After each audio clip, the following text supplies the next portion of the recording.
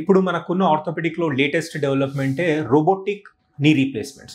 So దీంట్లో మనకి ముందుగా తెలియాల్సిన విషయం ఏంటంటే, రోబోటిక్ అంటే రోబో అనేది ఏది కూడా ఆపరేషన్ చేయదు. It is more of A robotic assisted knee replacement.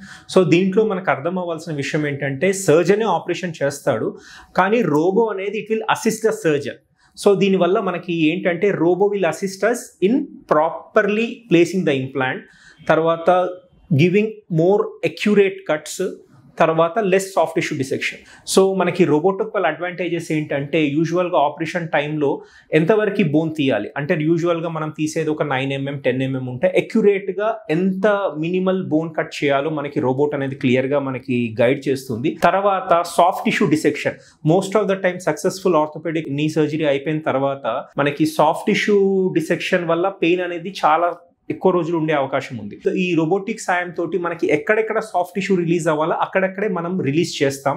దీంతో ఏంటంటే పోస్ట్ ఆపరేటివ్ గా పెయిన్ అనేది చాలా త్వరగా తగ్గే అవకాశం ఉంది. తర్వాత proper accurate placement of implants. So మనము లోపట వేసే నీ ఇంప్లాంట్స్ కూడా ప్రాపర్ పొజిషన్ లో వేసి కంప్లీట్ కవరేజ్ అంటే కంప్లీట్ గా బోన్ పైన కూర్చునేటట్టు వితౌట్ ఎనీ టిల్టింగ్ కానీ వితౌట్ ఎనీ స్లోప్ అడ్జస్ట్మెంట్ చేసుకుంటూ ప్రాపర్ గా చేయడం వల్ల ఏంటంటే లాంజివిటీ ఆఫ్ ఇంప్లాంట్స్ అనమాట, ఇంప్లాంట్ లైఫ్ అనేది మనము పెంచే అవకాశం ఉంటుంది. సో దీంట్లో ఈ అపోహ అనేది చాలా మందిలో ఉంటుంది. రోబోటిక్ మనకు ఓన్లీ అసిస్ట్ చేస్తుంది, ఇట్ గైడ్ చేస్తుంది. అంటే మీకు అర్థమయ్యే భాషలో చెప్పాలంటే, మనకి ఇక్కడ నుంచి సికింద్రాబాద్ వెళ్ళాలంటే మామూలుగా కూడా వెళ్ళొచ్చు, కానీ మనం ఇవాళ రేపు జీపీఎస్ అనేది వాడతాం. జీపీఎస్ తో ఏంటంటే మనకి ఫాస్టెస్ట్ రూట్ తెలుస్తుంది, ట్రాఫిక్ తక్కువ ఉన్న రూట్ తెలుస్తుంది, బ్లాకేజెస్ లేని రూట్ తెలుస్తుంది. అలానే రోబోటిక్ కూడా మనకి accurate placement, minimal bone cuts, minimal soft tissue dissections అనేది మనకి ప్రాపర్ గా గైడ్ చేస్తుంది.